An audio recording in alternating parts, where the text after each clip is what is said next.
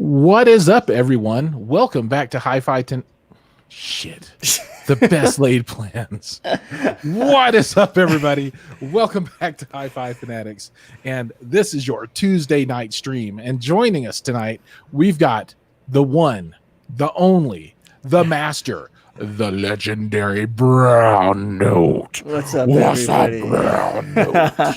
Thank you for that epic introduction. I don't know if I deserve that, but thank you. So epic. I mean, so good. For all of our 3 viewers live on the internet. I love it. So we were just chit-chatting a little bit before we hopped on and started this thing. Oh, and shout outs to Robbie. What's up, Robbie? Robbie? What's going on? What's up, man? And my man crush is Robbie. he's mine too. I mean, Yeah. that's just that one eyeball thing he's got going on. Look at that. There's not enough of him to go around. There's literally not enough for him to make a whole person. No mouth, Yeah. no nose, no, just one eyeball and one ear maybe. And then TMP up in the house. He's just one letter away from being TP. What? That's right. That's right. I got jokes today, y'all. Does Matt Piranha have a YouTube channel? Is that what that little icon means on the bottom? That means he is coming from YouTube to watch us now. So he found us on YouTube as opposed to Facebook or whatever. Got it. And we got some Jack Topher. Jack Topher. He should be like what's that movie, Jack Ryan? Yeah. Jack Ryan. Anyway, so people want to know who is this strange person that is not Mike. Mike is late. Killed him, and he is late. He said it was a long day, and he has a story. And my expectation is for Rob and Jack and TMP to be like, Mike, what the F? Why were you late? Wait, you mean I don't look like Mike? I tried my best to. Mike could never look as good as you. Put on my Mike face. Yeah. He's trying, but you know, I'm sure he feels bad all the time because he has to come on the show and I'm on the other side. Yeah. He looks over and I have a perfect head shape. It's tough, man. I every time I watch, I'm like, dude, Mike, I feel sorry for you, bro. I do too, right? And I got the perfect beard and just enough white to give it the distinguished look, so that all the ladies in the audience, and I'm talking to you, one lady, whoever you are, they're like, look at that guy. He's pretty cute. I mean, for an old, fat, bald, blind guy. I don't see any of that. I don't know what you're talking about. I don't know either. Yeah. You're my favorite. You're so much. Mike is replaced. No more Mike. Mike is out. Oh, done. Sounds good. But since you're not Mike, who are you? Well, okay. So, my name is Jorge, and I started a YouTube channel a couple months ago just because I've always been wanting to start one. I've always told like the girlfriend and my friends, "Oh, dude, guys, I'm gonna start a YouTube channel one day," and I think I've said that for like the past 5 years. And the one thing that got me to start it was COVID-19, and everybody's working at home. I found myself with a lot of extra time, and I was like, you know what, this is the perfect time. And so I always knew that I was going to do a home theater type of channel. And I'm not sure if I want to do like reviews and stuff, but like product reviews. But I know I love watching movies. And so I thought, you know what? I'm always looking for demo scenes, right? When people come over and I'm always playing the same ones over and over again. Let me expand my palette a little bit. There you go. So I decided to, watch movies, find 5 of the best scenes and give it a score. And I thought that was going to be the format of my channel. And for the most part, it is just finding a movie, watching it, giving it a score, talking about it, kind of like telling people, hey, if you like this movie, watch the video. There's timestamps for like the scenes, and see if you agree with me or not. And if you're looking for a demo scene, then here's some suggestions for you. If this is the place to go, if you ever want to try and blow your system up. Yeah. The 10 reviews that I have, you guys can shuffle through that. Yeah, and when you're tired of using the Edge of Tomorrow, you Yeah. come find something else, right? Yeah. Like no more War of the Worlds for you, no more Edge of Tomorrow, no more racing from Right. Ready Yeah. Player next one or whatever, and no more Blade Runner 2049. We need some esoteric stuff, right? Yeah, well, yeah, that's true. Although I haven't really done a lot of the big hitters yet, like the ones you've mentioned. I actually haven't reviewed a lot of those. Perfect. And I started off with like what American Sniper, or like The Greatest Showman, like things that most people don't normally think of, like bass or great sound. And the reason why I did those was because I happened to be watching those like earlier this year, and I kind of jotted some notes down, and I was like, oh, You were like, damn, yeah, that maybe I opening should. for The Greatest Showman. yeah, I know like a lot of dudes, at least from my experience, a lot of dudes just don't like watching musicals, and I I'm a feel weird like, dude then. oh no, oh you, I you love and 'em. me. I think Robbie likes musicals too. He was telling me he watched The Oh, Greatest yeah. Showman the other day.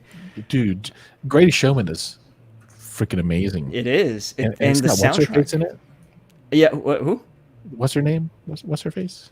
The trapeze act. The Oh, trapeze Zendaya, Yes. Spider-Man, oh, Mary Jane, yeah, man. Yes. She's Um, all grown up in it. but yeah, no, but yeah, that and the music was surprisingly really good. Yeah. And of course, you've seen it, right? Like with your system. Oh yeah. Dude, the So like opening. the opening, yeah, the surprised the Oh. crap out of me. Boom boom. Shwa!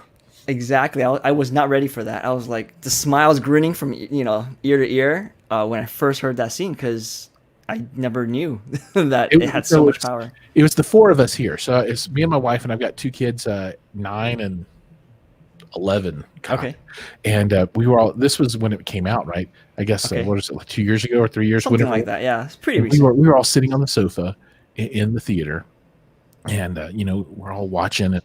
The kids are all like, "This is gonna suck, Dad." It's like, it's gonna suck.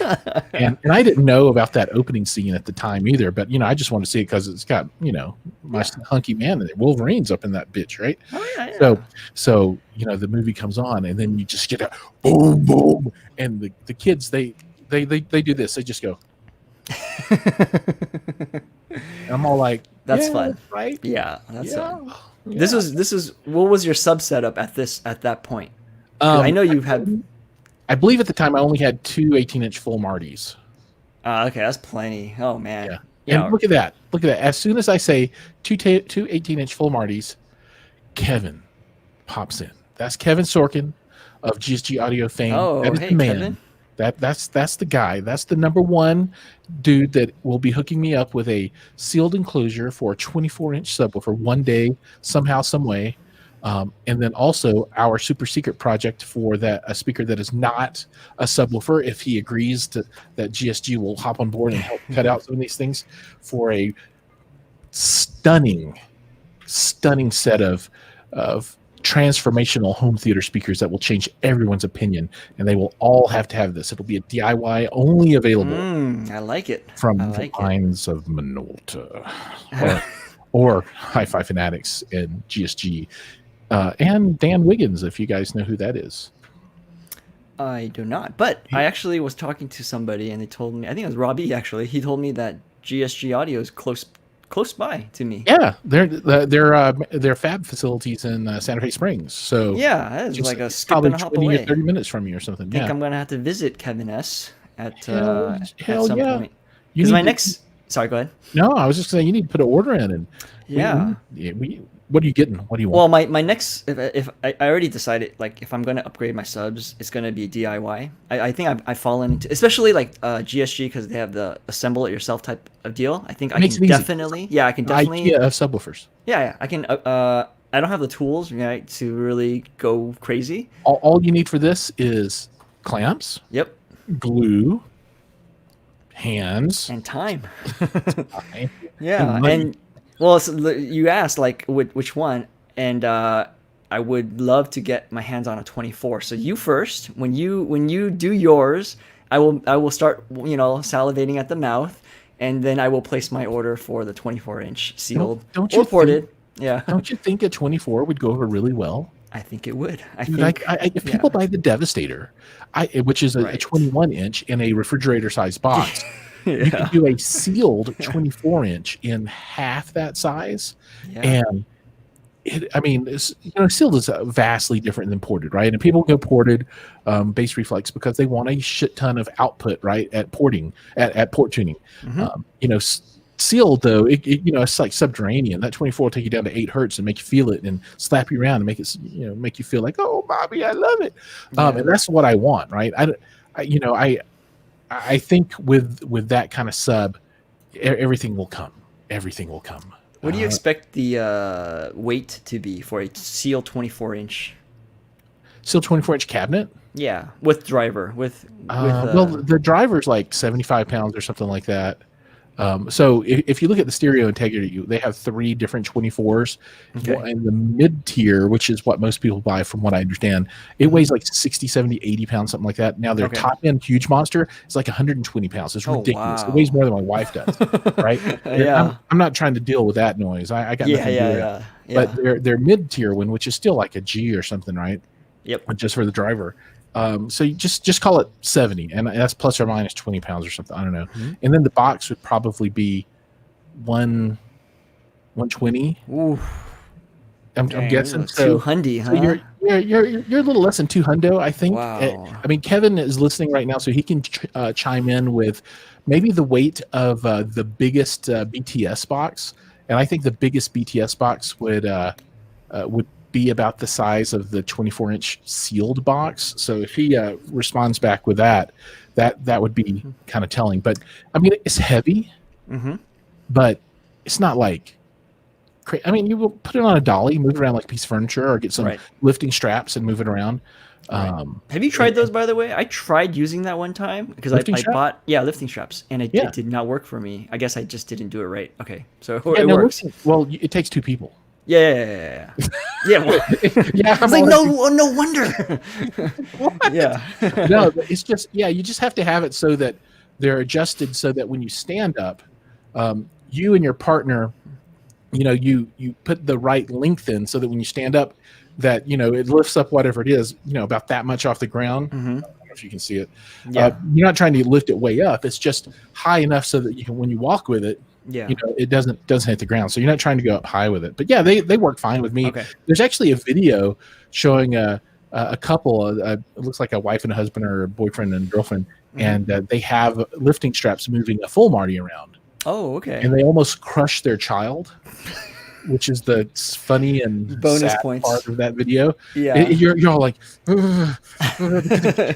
he's like dancing in and out and underneath this, 130-pound box or something. You're like, this is gonna end poorly.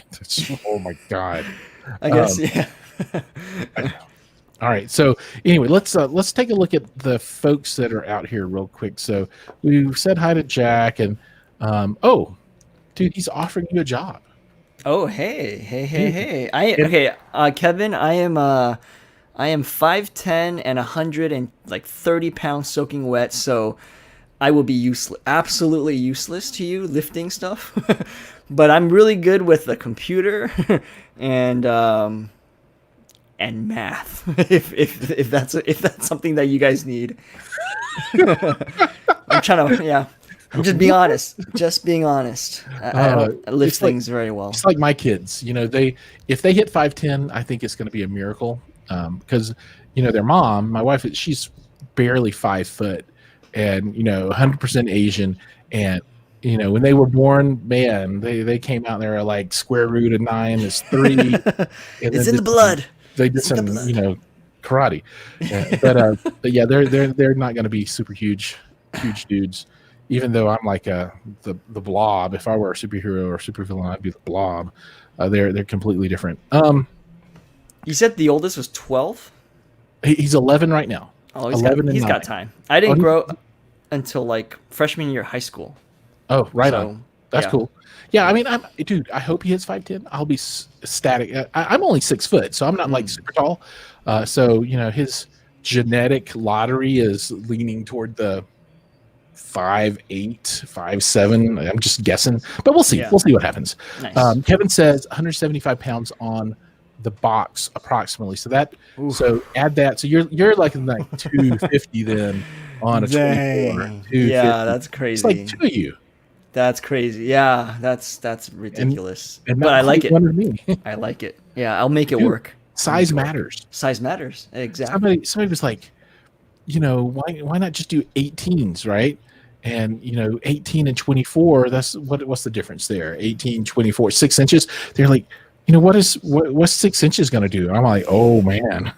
if you don't know what 6 inches is gonna do, I mean that could be super important. Yeah. There's a huge difference. Okay, so Mad Prana says size matters. Giles in a 24 situate in a 20. So yes, I need a 24-inch situation in my basement. It would make a great video. I agree 100%. Robbie says GSD needs a low-tuned ported sub. I think there's a lot of trade-off, and I would really like Kevin to talk to everybody about ported subs and why you don't necessarily want to tune them that low, because it really jacks up the performance up higher. So I mean, it's not as cut and dried as I want a low tune sub and it's going to be awesome. Right. In a ported environment, there's a lot of trade-offs. I think if you're really looking for a low tune sub like that, ported sub, probably just want a sealed subwoofer, right? Because it's going to give you, a nice, what is it, 6 decibel roll off down toward the bottom, and it'll go super super low. And I don't know. Yeah, I just get a couple, right? Just get 3 or 4 of them. Yeah, I would 4, 6, 8, 10, 12. Yeah, I mean, whatever floats your boat. He's got frogs. And then Facebook user, hello. Oh. You have not accepted the StreamYard in Facebook, so we cannot see who you are. Anonymous has joined a chat. But this person is leaving hints. It's 5'10", and apparently this person has a child named Mark, who's 5'11". Oh, hi, Mark. Or a life partner. Oh, okay. I mean, I don't know at this point. Mark, it's 5'11", so I don't know. Could be a brother. Maybe it's a girl, a woman who's 5'10", who's quite tall, and has a brother that's 5'11". I don't know.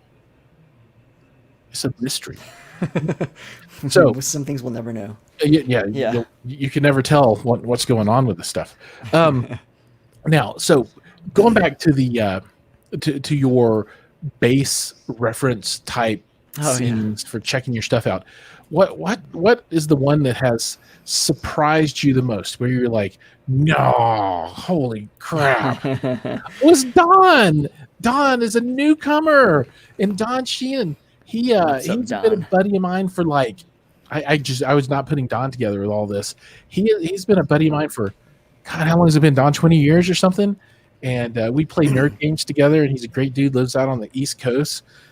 Maybe we can get him interested in home theater, bass, and other cool things like that, especially since his kids are all going to college. Well, his daughter has anyway. And just to make Don hate me, Don's daughter's a very attractive young lady. She's in college now. She's escaped him. So if we have any younger folks in the crowd that's looking for a nice young lady to date, she is I don't know if she's available, but she's out there somewhere on the East Coast. I think in Ivy League world, doing Ivy League stuff, and there you go. So what is the scene that has blown your mind more than anything else? Just you were like, I did not expect that. So there's 2, and one of them is a bass EQ thing. Okay. And the other is more of just blows me away. And the most recent one was Into the Spider-Verse. Oh, such a good movie. I mean, sound aside, that movie is just so phenomenal, right? Like the acting, just the music, the storytelling. Characters are so hot. Yeah. That too, just the animation, right, of it all. But so good. The sound from the collider, or not the collider, the black hole portal device thingy. Yeah. That thing just like rocks the house, the room. It's crazy. And you don't really need, like, I think it's a hot track without bass EQ. Sure. And with bass EQ, just adds a little bit extra on top. And then the other movie that I watched recently that kind of blew me away was Battleship. So the one with Rihanna? The one with Rihanna. That one. That's the one with Rihanna? And the failed Taylor Kitsch Yeah, the Yeah. guy that can't catch a break. Yeah, poor guy. That movie, if you take a look at the graphs for the audio or Yeah. the bass, it rolls off steeply at 40 hertz. And so if you play that, like the end scene specifically, you hear a lot of noise, but you don't get any kind of No low tactile, end bass, nothing. no tactileness, right? As soon as you load the bass EQ file on there, it's like night and day. It is ridiculous, and I mean, 40 hertz on down, that's a lot of missing information. So, yeah, So apart, yeah, let's talk a little bit about bass EQ, because I think that is something that not a lot of people out there are going to have any idea what you're talking about. I mean, right, right, I right. mean, so could you talk about at a high level what the concept is, and then how do you implement this into your theater? How do you actually take this concept of what bass EQ is and then make it function in your world? Yeah, sure. So high level bass EQ, people for a while now have been looking at like recent home releases of movies, and they noticed that it didn't sound the same. For instance, like the Blu-ray release of Master and Commander Mhm. versus the DVD. They noticed that the low end was not the same, and so they, people smarter than I like started to analyze the discs, and they realized that there was a filter being applied to the low end, and they're thinking, well, wouldn't it be nice if we can get that information back? Oh And so what yeah, bass EQ does is it takes a look at the average kind of levels of bass, and it brings up the low end so that it matches the rest of the graph. So it doesn't like sure. I used to think that it boosted like the levels dangerously, but you're just bringing back what is on the disc itself, and you're bringing it back to levels that are in line with the rest of the bass graph. That's the kind of overall like high level thing, right? Sure, You're that's getting what it a is. more That's what's full going on. range experience. Yeah. So how do you make that function in your environment though? So do you, I mean, if you are, do you play a disc and then you have something that sits in between, or do you have a file that's ripped to a home theater PC, or what's the deal? Right. So again, on AVS forums, these guys have spent a lot of time on this, and they've developed a system where the easiest way I think is with a mini DSP, where you can load filters on there, and so they have a database full of movies. I forget how many. It's over like 2-3 thousand. I don't know. There's a lot of movies at this point that they've done, and you download the file, and then you upload it to your mini DSP, and it applies those filters for you. It's actually very well, once you understand how like it all works, it takes all of like 10 seconds to load up a file for a specific movie. And yeah, it is specific to a movie. So Right. before you pop in the movie, you have to kind of load in the file. There's other ways to do it if you're like if you have a Trinnov, for instance. I know some people who have Trinnovs that kind of go in there and manually enter the filters, Oh God, that's because it's crazy not bad. as easy to do it with the Trinnov yet. But you can do it, right? Anything that you can apply PEQ filters to, you can essentially do bass EQ. Right on. Yeah. So what about folks that have a like a mini DSP 2x4 HD, but they're actually using the PEQ to just tune their subwoofers, right? Right, So right, right. how do So you, how do they deal with that? everything that these guys are doing for bass EQ happens on the input side.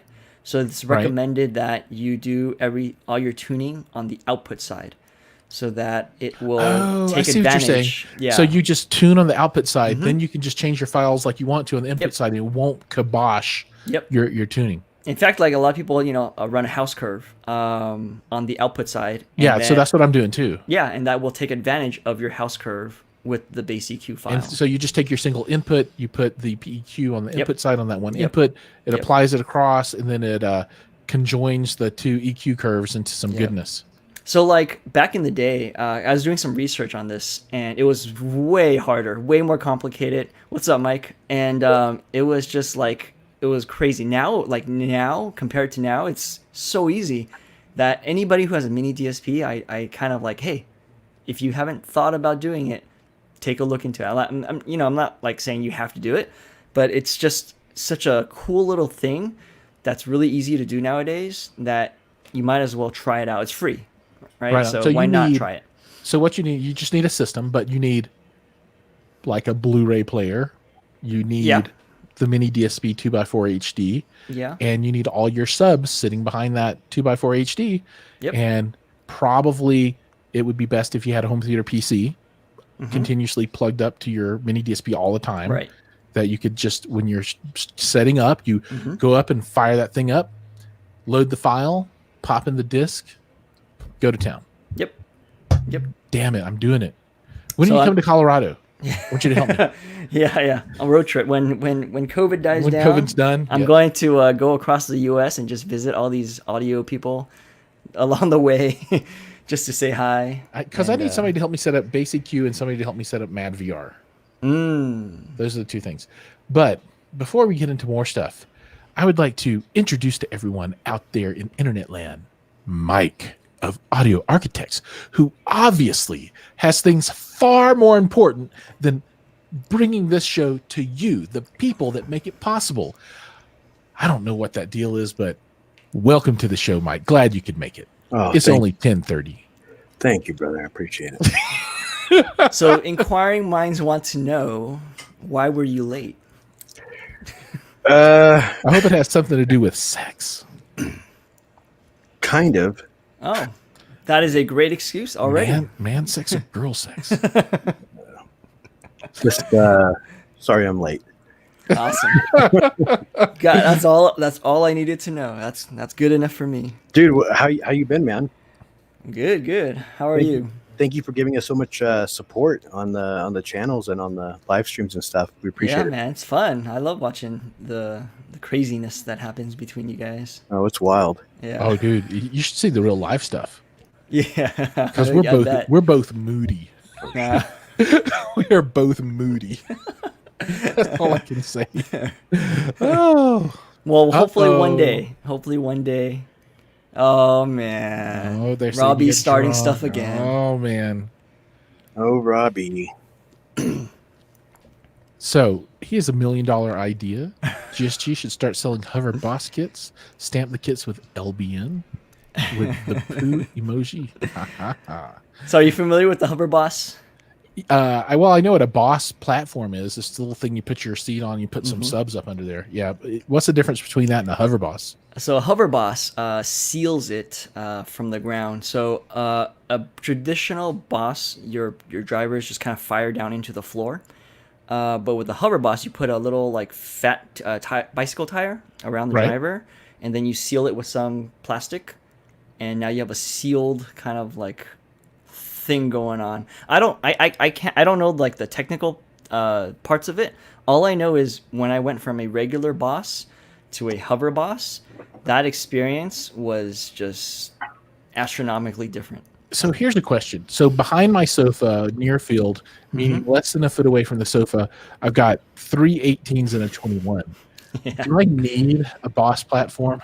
I don't know. I think since you're the so sofa will dance, almost literally move around on carpet, yeah. with two people on it. So those subs are playing.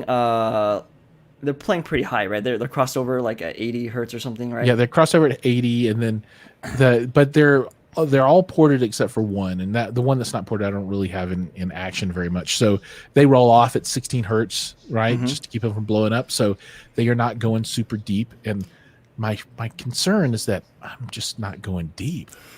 You got to go deep. You I know. Gotta go deep. That's why you need 24 inches. It's deeper. But so He the doesn't claim know how to take me, Mike. He's all like, I can't handle it. He's making me blush. Yeah, so the whole like selling point of a Boss platform is it does 5 to 15 hertz extremely well, and that's really like if you set it up correctly, that's really all it's doing is those ULF notes, and it doesn't contribute any SPL to the higher range. Sure. And like I don't know if you need a Boss since you have so much wooferage behind you, but being able to like feel 5 hertz and like 10 hertz and 7 hertz and those things for the first time, it was like mind blowing for me because my subs just couldn't go down that low that with authority. So You yeah. you prefer when something goes down on you with authority. Yeah, with authority. Okay, Get down there. I'm like, just push it down, just down. That's right. That's right. So let me ask this question then: what does your platform look like? So is it just like a frame with a plywood on top of it, and you carpet it or something? It's janky as all heck. It's literally a 4x8 piece of plywood. You Right. cut out holes for the drivers, and that's it. And you shove your couch on top. And the drivers fire up, so you mount them from the bottom, or somehow you drill a hole and put bolts or something in it, or how do you mount the drivers? The drivers are firing down into the floor. So the magnet is up. So it's that's up and under the sofa or something.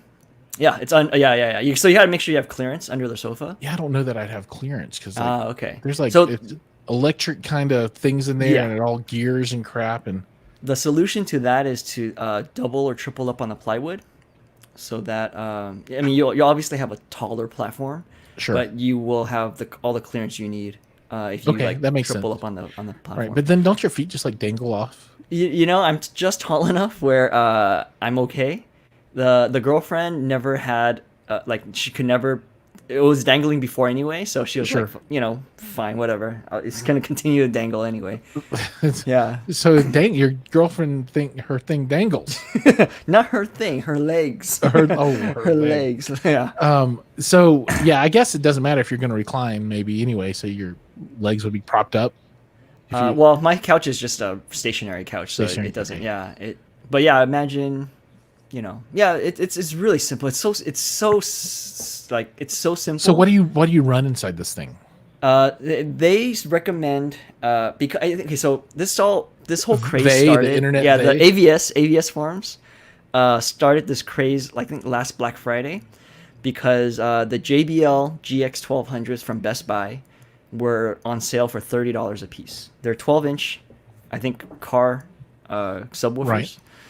And $30 a piece is cheap, and so they're like, what can we do with this? And they figured out that because of the X Max that it had, it was a good candidate for a Boss platform.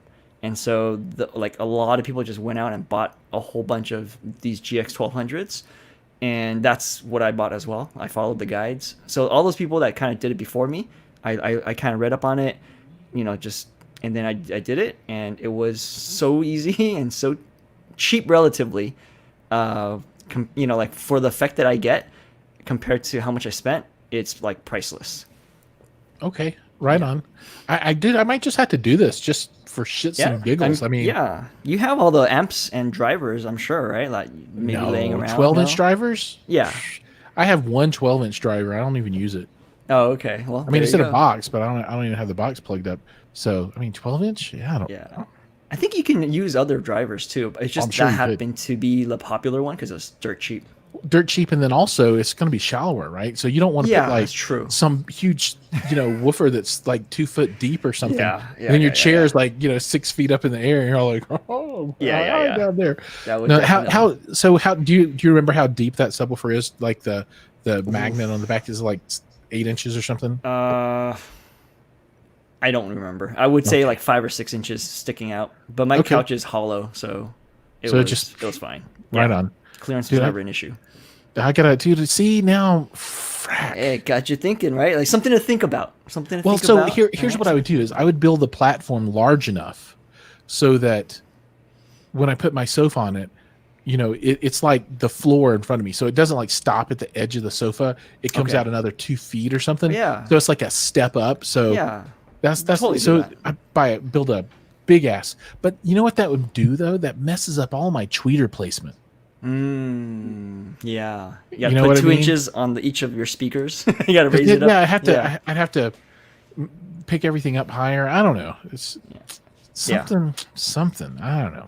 So let's take a look real quick. They're all trying to make more money for GSG. Oh, Rob says I've looked at it and it's easily doable and something I've thought about with a bunch of JBLs. It's cost effective too. So Kevin, I guess, gives a thumbs up to the Boss platform. Yeah, man. But for GSG, it'd have to call the Goss platform. Yeah. Or something. The just Yeah, I like it. I like it.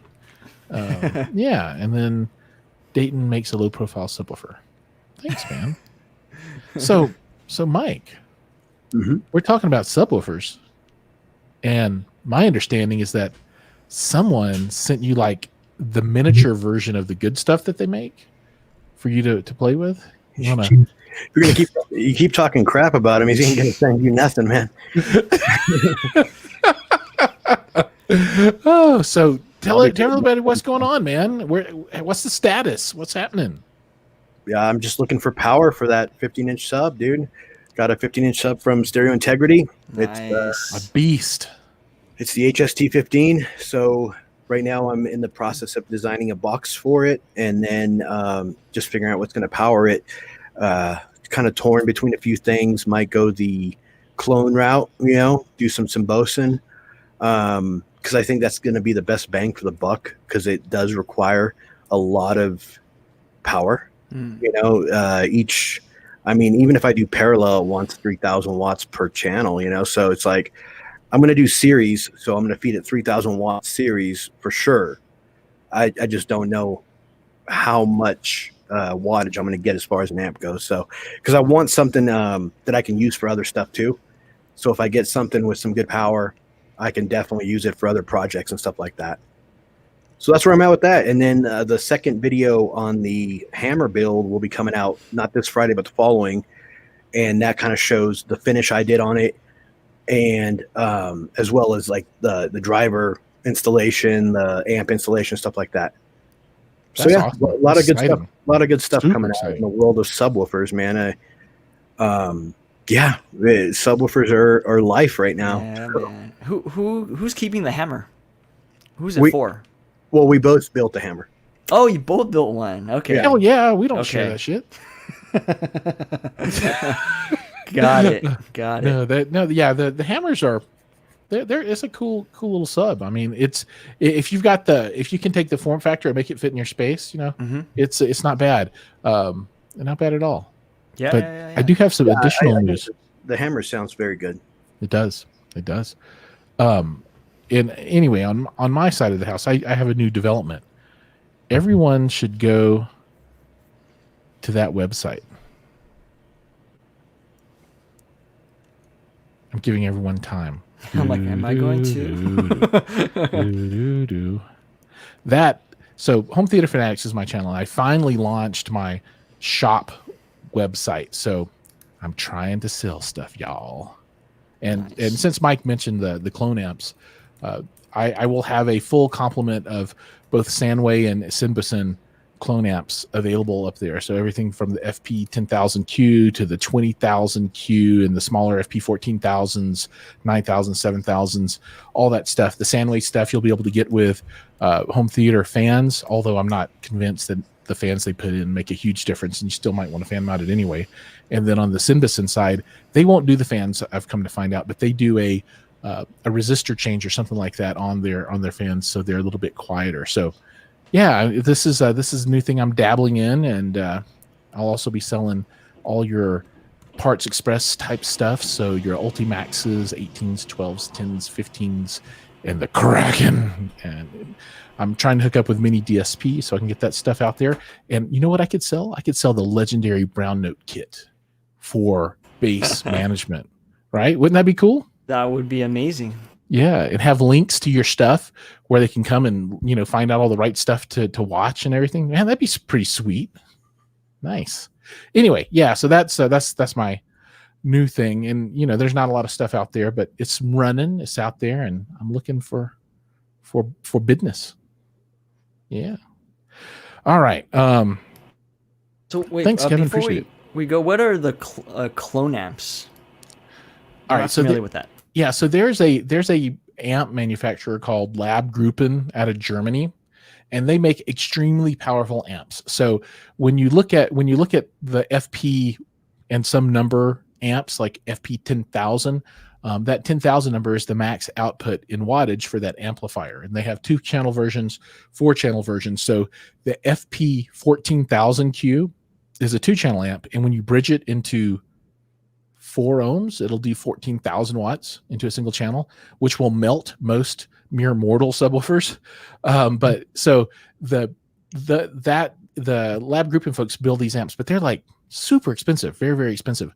So years ago, somebody probably ripped off the designs for it, took it overseas, and now you can buy clones. That's why they call them the clone amps of most of, or if not all of, the traditional Lab Gruppen designs. Got it.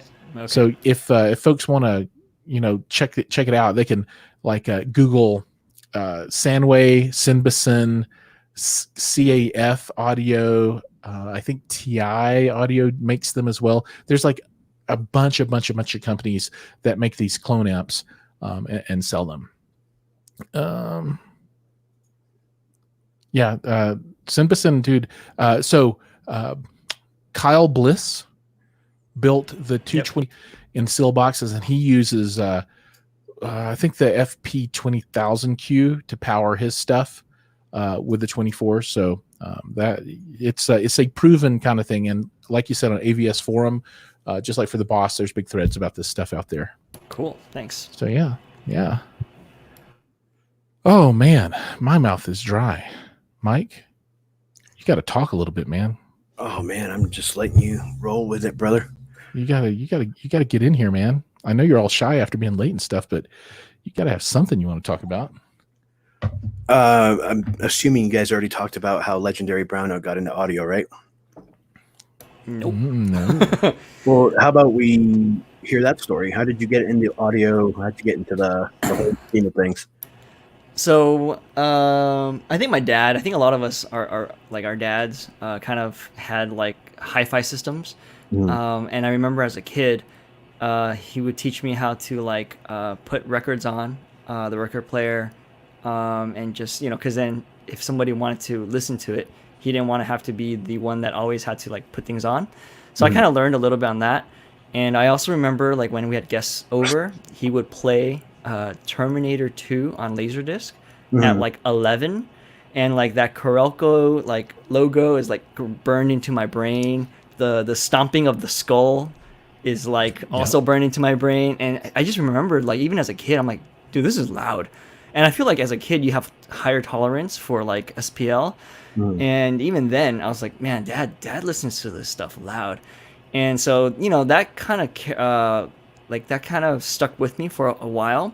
And I didn't really have like a system of my own until I think I was out of college, and I was on Slick Deals, and I saw a home theater in a box, a Yamaha, for $150, and its retail was like $300, and I was like, wow, half off.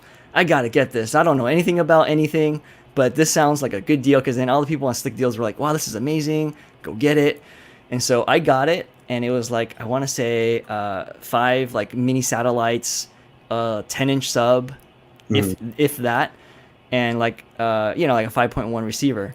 And I thought I was like hot stuff when I got that mounted and everything set up, and I was watching like Day After Tomorrow or Top Gun, and I was just blasting it. I'm like, this sounds so good.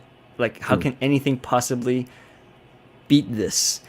And then I discovered AVS forums, and then my life just went downhill from there. It was just, my wallet emptied, and from there till now, I've gone through a lot of like changes.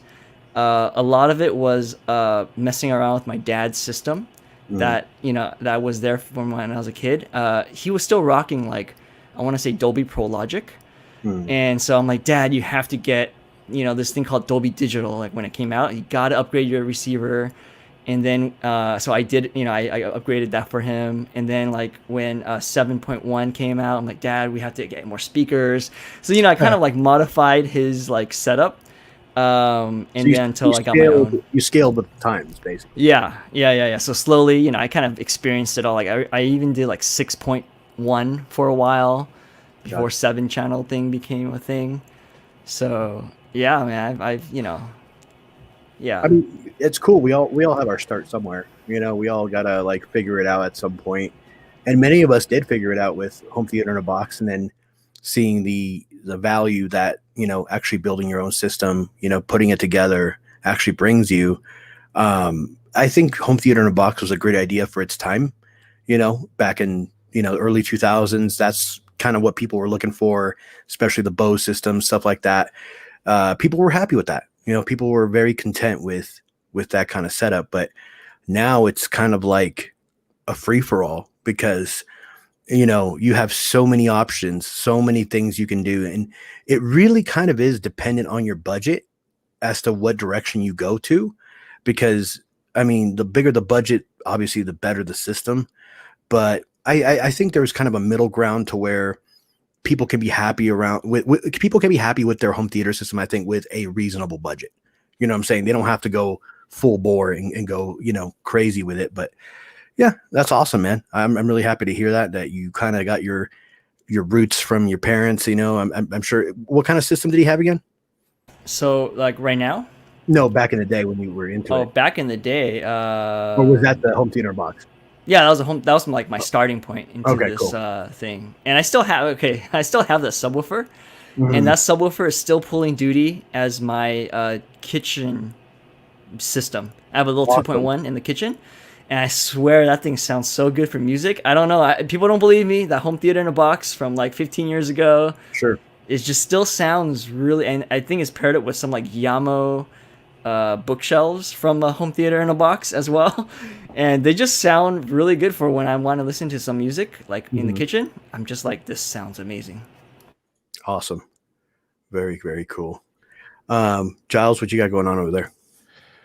Well, I've started getting my living room in shape, right? So it's been kind of torn apart and you know, there wasn't like a cohesive idea behind it.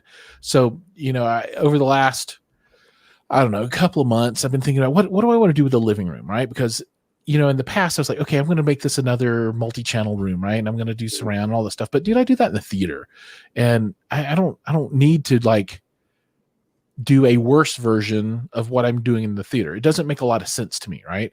And then nobody else in the house really is terribly interested in me doing that either, because, you know, the kids, if they want to watch something, they're like, Dad, can we go to the theater, please? We want to go watch a movie.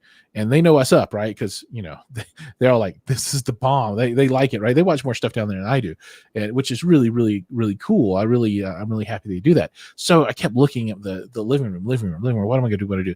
And, you know, I ended up coming across a 100-inch screen to put in there. And then I've got a short throw projector, and that takes up a lot of space. Right. So there's not a lot of space left. So I said, you know what? I'm just doing 2-channel, right? 2.1. So the idea now is that's going to be the test bed location for whenever I want to look at or talk about things in 2-channel world. And I want to go straight up audiophile, all the stuff that people talk about, a snake oil, all those things. I want to do it. And I don't know if I believe in any of it right now, but I want to get the expensive power plug that goes in the wall. You know what I'm talking about? The receptacles. You buy like the $100 receptacle and put in, and it's like orange or gold or whatever, gold plated with silver inlay. I want to do, you know, the expensive cables. I want to get the power strip that's like hanging this huge, right? And just ridiculous, right? I want to do all those ridiculous things because I've never done them before, and I want to try it out. You know, I want to do things like do stereo subwoofers on my mains, right? And you know, you have your left right channel, but you integrate a subwoofer, and like REL is like really big for that kind of stuff. And I've never done you know, full range left right. You know, I've always done like the home theater type of stuff where you cross over at 80 and then send everything from all your channels under 80 plus the LFE to your subs. You know, in this room, I want to do like full range left and right and have a subwoofer, right? And they say that's like the bomb to do it that way. It just, but I don't know because I've never done it. So, yeah, that's kind of the new thing in the house. Home theater new stuff will be getting some decent front wides here pretty soon, and excuse me, what else is going to be new? And I'll be doing an upgrade on Atmos in the not too distant future. Oh, and then I will be reviewing a new really cool, pretty cool, it's really cool processor. So I've got a Muse in there now, but there'll be something replacing the Muse in maybe a month or so. And if people want to guess what it is, they can guess. I don't know if I'll acknowledge it or not. It's probably pretty easy to guess. Anyway, so those are the changes, Mike, that are going on. I want you to come over and next week and check out stuff. And dude, and the clone app thing, I want to watch that closely with you. And that I think is going to be kind of a fun endeavor because I'm really interested in the FP10000Q. Yeah, if they can offer a reasonable price for their clone amps, I'd be happy to entertain it. Yeah. Going back to the really expensive cables, are you prepared for the influx of hate that you're gonna get from reviewing cables? I'll take the hate. It's all good, right? So hi-fi and all this stuff, as long as the part I don't like is when people take advantage of folks, obviously, right? And there's some things that are just that I just can't get behind, like the wooden nickels that Mike and I saw this dude selling for like $50, and it's like a little piece of wood, and he's like, you glue it on your wall and it changes the sound in your room. And no, hails to the no. Yeah. But at the very least, cables are nice jewelry, right? And they can make your system look really cool. And I'm down with that. I want stuff to look cool. In a theater, the cabling is hidden, right? So it's behind the rack's pushed into the wall. You might see a cable coming from the wall to a tower speaker or something if you're doing that for left, right. But there's not a lot of opportunity to do cool cable stuff, right? But in a 2-channel world, you kind of expose all your stuff. And I think it's okay to invest in jewelry. Like I said, I'm not sold on the concept that the cables will make a lot of difference in sound. Or any at all. I don't know. I have not heard that before, but I've also not had really expensive cables ever because I've never, I've just never given it the time of day. I don't know. I'll take the hate. It's fine. Bring it. That's fair. Mike, are you more of a 2-channel guy, or are you a home theater, or are you kind of 50-50? I'm about 50-50. I enjoy a good home theater, but at the same time, I do like listening to my music in a 2-channel environment, 2.1 channel environment. Okay. I believe in subwoofers for every application, just because I like bass. I really enjoy bass. So, there are some speakers I'm sure out there, from more so from the past. If you go vintage, you'll find speakers with 12-inch drivers and stuff like that could probably feed enough bass to kind of quell that thirst.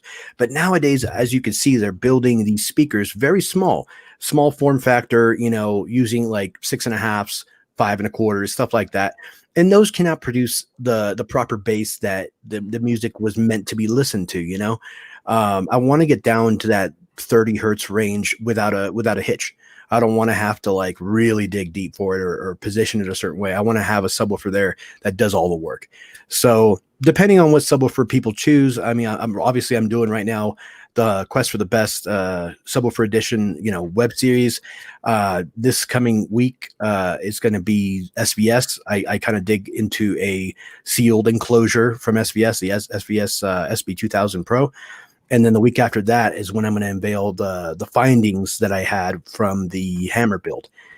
So I feel that, with this project that I'm doing, I'll be able to address everybody's kind of question towards what, if they want a sealed enclosure, if they want a ported enclosure, if they want a, obviously a passive radiator situation, if they want to do DIY. I want to address all of it and just kind of get it out there, because there is no right or wrong answer with subwoofers. It just depends on what your situation is, what your circumstance is, and then go from there. Some people don't have a lot of space, so they might have to go sealed. Or, some people want that extra output and not, have to power it super hard, so they want a ported enclosure. Or some people might just want to build their own thing and have fun with it and enjoy the process, and that's good too. So like I said, there is no right or wrong answer. I'm not looking for the best company or the best subwoofer per se. I'm looking for the best application for the audience. Got it. Are you familiar with the database forums? I'm not. Okay, so I forget his name. The guy that ran it. I don't think is still going on right now. Is it? Oh, is database dead? It's still there, but I haven't seen anything new from them from him in a long time. Mm-hmm. And but basically he would get subwoofers and he would do all sorts of like measurements, and he was just known for, like, if you wanted to see how your subwoofer compares or stacks up to another one, he had this like database full of like all the big internet direct companies and a lot of like the DIY guys. Is that something that you're kind of wanting to try to do with your series? Not necessarily, not that in depth. I kind of want to give people the idea of what each application can do. But however, I'm not going to go that far into it. I think that's an awesome resource to have. You know, someone that goes that in depth into every subwoofer and looks everything up and provides specs. That's really cool. I honestly just didn't plan on doing that from the beginning. So I kind of I picked a few subwoofers that I thought were relatable, some in different price ranges as well. So just depending on that, I think that'll give people a good idea of the expectations that they'll get with certain companies, with certain applications, and how much to spend, you know, because with a subwoofer, you could spend anywhere from $250 upwards of $4,000. And sometimes you could be happy with a $250 sub, or you want the features of a $4,000 sub, you know, all the tricks that you can do on the computer, like the tuning and all that other stuff, the room correction, stuff like that. So I'm going to go over all that stuff, not super in depth, but enough to where people can make an educated decision as to what direction they want to go in with subwoofers. Did it start with the Hammer? Is that the first subwoofer that, or have you done several already? I've already done one. It started with the Stark Sound Sub 35, so it started with passive radiators. Ooh, okay, that's a huge boy. Yeah, well, it's not too big, but it's not the 45. You're thinking the 45. Okay, maybe I am thinking the 45. Okay. The 35 is has two 12-inch passive radiators and a 12-inch carbon fiber driver. It's very musical, very beautiful. It's a great sub. I definitely recommend watching the video. Because I go kind of in depth with, how it measured and, what the benefit is of passive radiators, which passive radiators are kind of a nice balance between sealed and ported, because it has all of the power of all of the efficiency of a ported, but it does kind of have that tightness of a sealed. So I think that's a cool compromise. If you're kind of undecided of whether to do ported or sealed, do passive radiator, I like passive radiators a lot. And that's all I got to say about that. I like them a lot. I like it a lot. I'm sure you've talked about this many times, but I actually don't know how you got involved with Stark, Giles. Because I noticed that your speakers are all Stark. Heck yeah, and they you're are. not anywhere near Stark, because I've been to Stark headquarters. What's the story behind that? So I first discovered Stark Sound. Man, this is it's more than 2 years ago, and it was just it was purely happenstance, because I had no idea who they were, and I saw a post talking about their Echo system, and it was called Echo at the time. Now it's called Lumi. Because they didn't want something to be called Echo, and you have the Amazon Echo, right? So the Echo is owned by Amazon now, pretty much. And the way I met them was, I was like, "Hey guys, I saw this is a cool set, and I'd be happy to review these one day." And a little while later, I got a message back on, I think it was maybe it was AVS Forum. I think it was MySpace. MySpace. Might have been MySpace, and it was Dez, and he's like, "Hey, if you want to review these, we'd be glad." And dude, my channel had like one video at the time, right? And so I'm like, I'm nobody right now, but I was like nobody, right? I just like 5 subscribers or something, and he was all like, "Yeah, if you want to review that one of these sets, we'll be glad to hook you up with a review set. You just need to come out and pick it up." And now remember, I live in California or Colorado, and they're in California. So, I think Dez was all like, "Let's see if this guy will put some skin in the game." And little did he know that we were planning a trip to California that summer, right? So, we actually drove cross country and went to Legoland in San Diego, and saw the aircraft carrier, and went to all the parks, and all kinds of stuff. We had this big trip planned, and he wrote that back, and I was like, "I'll see you in July or June or whatever it was," and I'm sure he's like, "Yeah, whatever." But went out and got a bunch of footage, and that's how it started, right? And when I sat down in their theater, and if you've been there, you've probably listened to a demo in the theater. Yes, I have. And it's good, right? Oh yeah, they have like massive Atmos speakers. They're like full range sons of guns. Yep. So Like those I'm like Atmos speakers scared. that they've got, so they have their those are the IWH5s or H3s, IWH3. So it's the second to the top highest level speaker, and you can get those either just purely in wall, meaning it's like there's no back, and then you just you bolt them in. It's got the clamps, or you can get them with backing boxes, and those have the backing boxes, and so they just hung them right and they position them. But you're right, it's like a tweeter, a 4 and 2 6.5s, I think, are in those, right? So they're pretty hardcore. And what really sold me on the Stark sound was when I sat down in the theater, it was the best Atmos experience that I've ever had, right? And the center channel blew me away too. And they were using their top of the line tower, which is like a $6,000 tower, as a center channel and behind a AT screen. And I was just blown away. And like the Atmos, I was like, I'm blown away. I'm blown away. This is the stuff, right?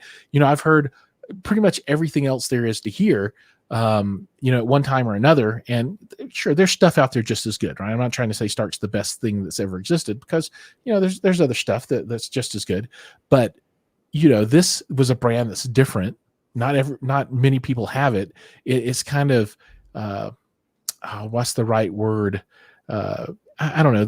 It makes me kind of feel cool, because it's like, other folks don't have it. I'm like, I could go get some clips, sure, I could get some B&W or something, but I got Stark instead, right? And then nobody's got Stark. I was like, bang, yeah. So it just sold me on them, and that's how I got started, man. Yeah, I just listened to that theater, went out and hung out with them, and ate some sandwiches in their warehouse, and looked at their gear, and I like their aesthetic.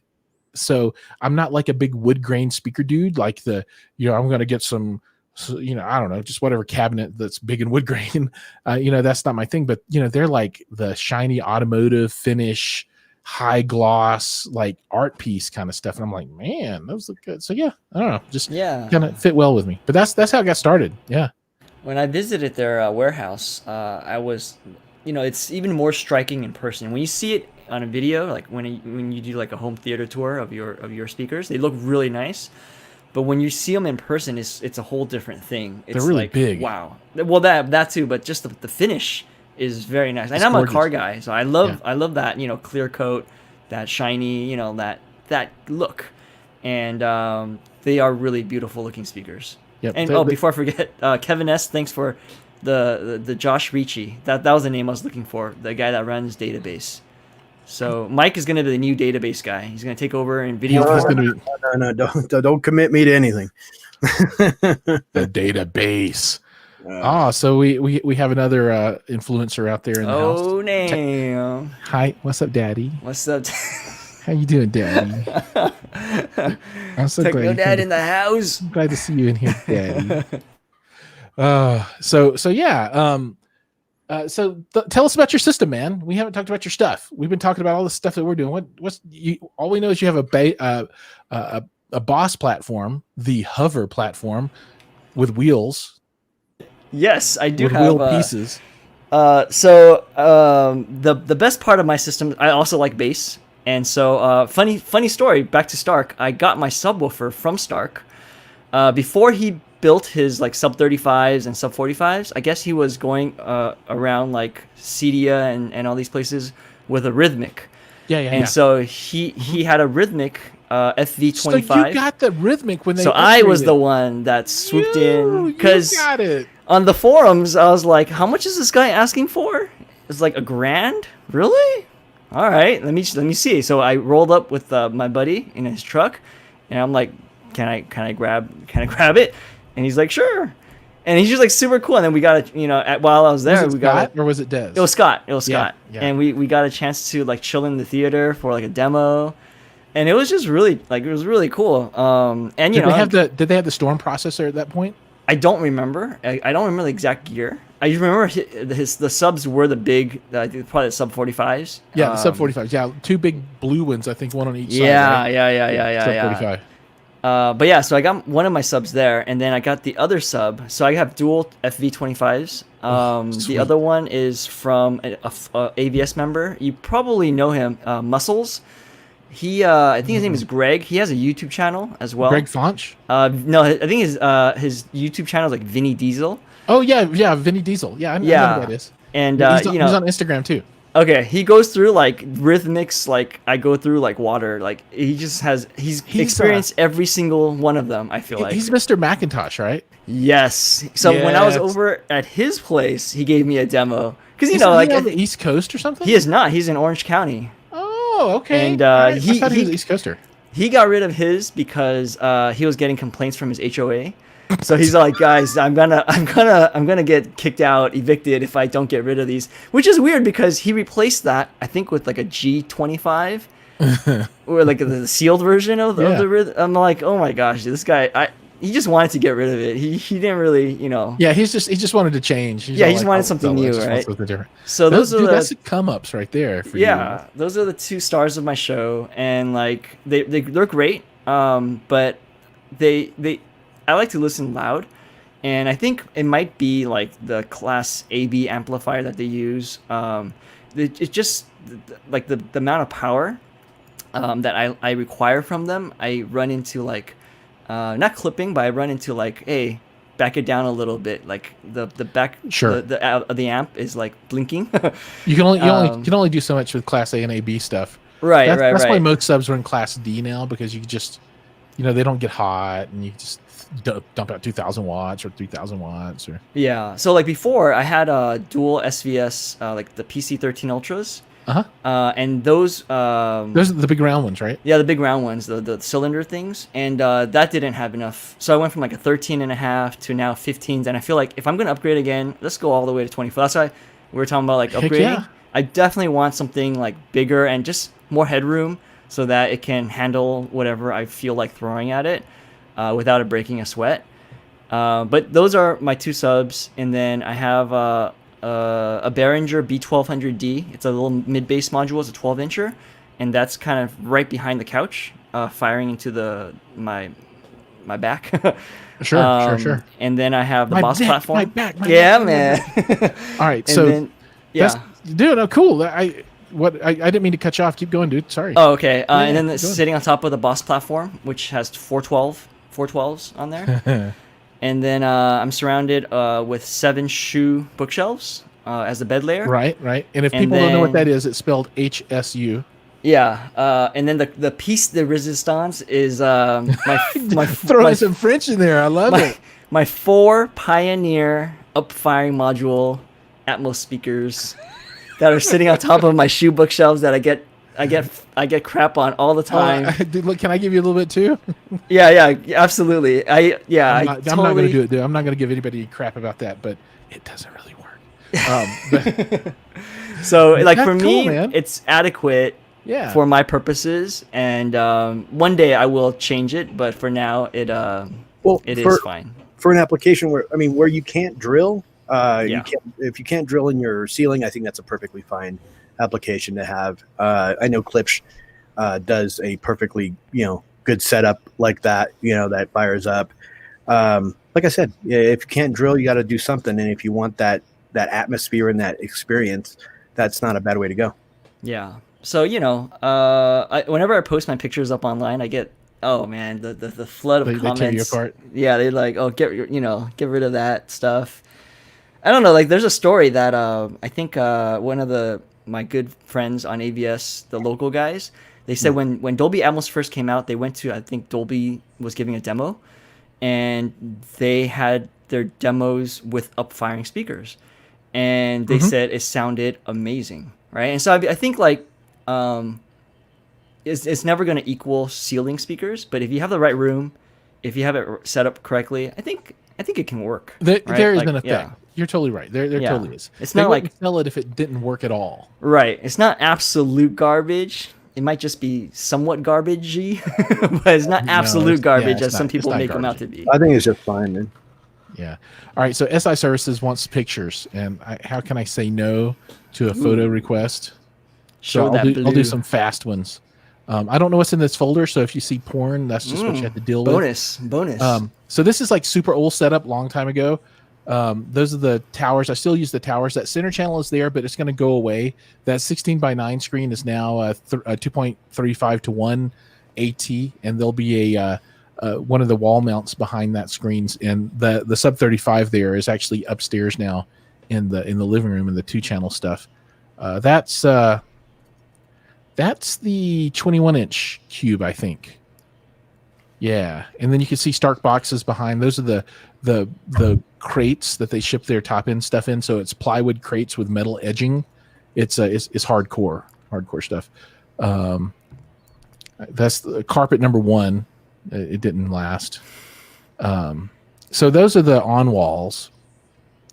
And that's the sofa that I would put on a Boss platform. That's the carpet I have in there now. This picture is actually pretty recent. If you see the 2 Definitive Technology speakers, those are going to get replaced by ICH3s on stands, because there's just no place to mount another set of wall speakers. And the 9 bed channels made a huge difference in my room. I mean, it's like significantly different. And then you can see that's the Velodyne Sild 18, the DD Plus 18. Then there are 2 18s cubes, and then the 21-inch cube back there. You see the anamorphic lens on the projector. I've still got to finish that mount. I got to cut these things off, dude. I've been saying this for like a year now. I got to cut those off and then add another piece that'll connect this bar back to the wall so it won't move at all.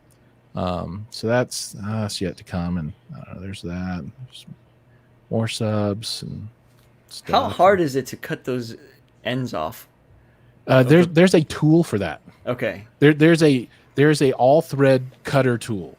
Okay. So it looks, it's just I don't know, it's like a power tool thing, and just, and I just don't own one. Got it. I need to find someone. Oh, Devastator time. Mm-hmm. And there's my janky Logitech remote control. It gets the job done. I bought that thing used for like $35. Nice. I love used stuff. I think I have some rack pics somewhere. I don't know. You can see the screen change. So that's the widescreen. And I strongly recommend going to a 235 or 24 format instead of 16:9. It's like the movie experience. Yeah. And zoom is totally fine. If you can do an anamorphic lens, all the better. But zoom's totally cool. I got no zoom's totally cool. Yeah. So you can see the I probably have better, but you can see the Muse, and then the M8, and then I've got the Start Sound A7 underneath it. Yeah, look at that finish. I still can't get over that finish on these speakers. It's not bad. I mean, this is Duratex applied with a $17 hopper gun from Harbor Freight. And I used to do all this stuff where I was like getting expensive paint guns and all kinds of stuff, and it all sucked. But you can see this finish I think is pretty good, and then this one is not quite as good. But that middle one, I'm starting to get a lot better with it. Yeah. And I tried to spray on that new stuff from Parts Express, Exohide. Not as good as the spray on Duratex. I think if you roll on the Exohide, totally fine, don't spray it. I was referring to your Starks, but the subs they look good too. I'm just saying. All right. No, the finish on the Starks are like. Yeah. See, I can't. They are nice, but I can't do that. I can't even try to. Can't even try to do that. That's Velodyne. I know Velodyne. I was hoping there were some rack picks in here. There you go. Oh, okay. Here's my janky $100 iNuke NU6000. I bought this used from a dude. One channel on it just died, but the other channel's still going strong. I'm still getting that $100 out of it. Nice. And then that's the $100 amp is beside the rather more expensive Acurus. I got a AC Infinity amp or fan on top of the Stark A7. You see a little bit better. Is that for peace of mind? I always think about getting one. These receiver or these amp coolers. It depends what device you're actually using it on. So this amp is a class A, which slides into AB operation at about 50 watts. So this thing is like a little nuclear power plant of heat. Got it. That thing gets hot as a mofo. So it runs fine, especially when you don't have it enclosed like this. But in this enclosed space, I was just super nervous, and I put that fan on it. I've never had a problem. Got it. And I just run it wide open. You can see that. And then that's like data center power strips. Mm. And that's a blurry picture of my my PC. And then I got a crown amp on the Devastator. And then there's the Penny UBH20 and then NVIDIA Shield. And in with the Shield, I think is where the mini DSP is, and then a network switch. And that's about it. Yeah. This is, I keep ripping stuff in and out, and I put face plates, the blanking plates on, and then I take the blanking plates off, so it never looks good. But I just close the door and can't really tell. Yeah. So yeah, that's enough of that. It's beautiful. Yeah, Beautiful. thanks, man. Enough of that. And Mike's all like, why did Giles have to get started on the damn pictures? Why did somebody ask about the damn pictures? Yeah. Right on. So we're at an hour and 15 minutes. You want to take us out, Giles? No, dude. Can you take us out? You do it so much better than I do. Sounds good. Well, stay tuned, guys, because Thursday night is my live stream with Build Montage. So me and my buddy from down under are going to be chilling and talking about movies and stuff like that. So yeah, I'm excited for that. Thank you to the legendary Brown Note that came on the show. Definitely was wondering who you were. Oh, dude, you're awesome, man. I'm so glad Thanks. you came No, on. thanks for having me on, guys. Well, Appreciate dude, it. now that I know you're cool, like I want you like Yeah, more I'll often. have to do Mike's show too. I want you to do Yeah, that for as sure. well. For So sure. And then I'll have to put a real YouTube video together about you. we'll Get do you a documentary about get you a few, get you 10,000 views. Yeah, that'll on. be the day. That'll be the day. Thank you, everybody, for watching. Please don't forget to now, Brown Note, do you have a YouTube channel? I do. Yeah, just legendary Brown Note. All right. So anybody that is in the YouTube realm, please go subscribe to Legendary Brown Note, Home Theater Fanatics, and of course Audio Architects. This is our lifeblood. So definitely go check it out and subscribe, because the work we put into this kind of stuff, dude, we're doing this out of love. So definitely support us and show us your love. So thank you very much for being here, everybody. It's in the comments. If we didn't get to your comment, please, shoot us a DM or something on Instagram or email us. We're always available to answer any questions you guys may have. Giles, as always, sorry I was late, but hope I made up for it, and I have a really good story to tell you later. So I can't wait to hear it, man. I'm looking forward to it. I knew something was up because we hadn't talked on the phone yet today. Oh, So yeah. whenever we don't talk, I know there's something going on. something's been up all day. So Something's been going on. all right, guys. Well, thank you so much for joining us. I appreciate it. All right. Thank Peace out, everybody.